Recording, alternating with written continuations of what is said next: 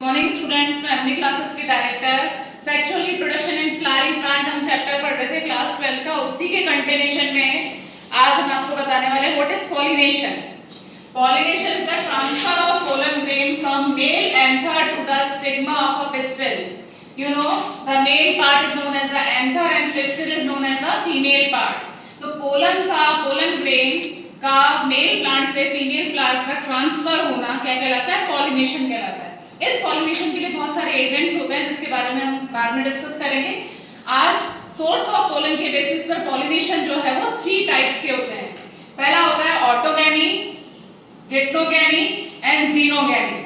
Autogamy first यहां पर हम पढ़ेंगे ऑटोगैमी। ऑटोगैमी एक टाइप का सेल्फ पॉलिनेशन ही है जिसमें transfer of pollen from anther to the stigma of same flower, मतलब फ्लावर सेम है। बायसेक्सुअल फ्लावर है जिसमें मेल और फीमेल दोनों तरह के ऑर्गन प्रेजेंट होते हैं, उसे हम बायसेक्सुअल फ्लावर कहते हैं।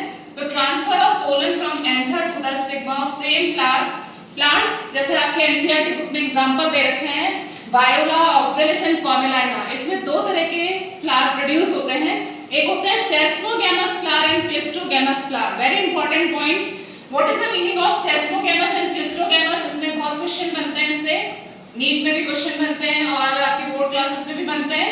चेस्मोगैमस का मतलब होता है एक्सपोज्ड एंथर एंड स्टिग्मा, यानी एंथर और स्टिग्मा जो है वो एक्सपोज्ड होते हैं। एक्सपोज्ड होने से उसमें सेल पॉलिनेशन तो होता ही है, लेकिन कभी-कभी क्रॉस पॉलिनेशन के चांसेस भी बढ़ जाते हैं।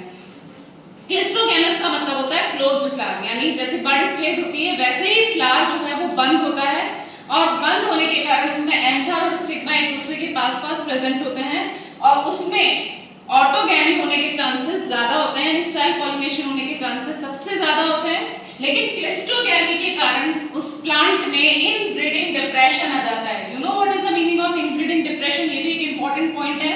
इनब्रीडिंग डिप्रेशन का मतलब है कि बार-बार सेल्फ पॉलिनेशन होने से उसकी जो क्वालिटी है वो रिड्यूस हो जाती है, इसलिए इसको हम कहते हैं इनब्रीडिंग डिप्रेशन, क्योंकि नई वैरायटी डेवलप करने के लिए सेल्फ पॉलिनेशन एक टाइप का इनब्रीडिंग डिप्रेशन लाता है।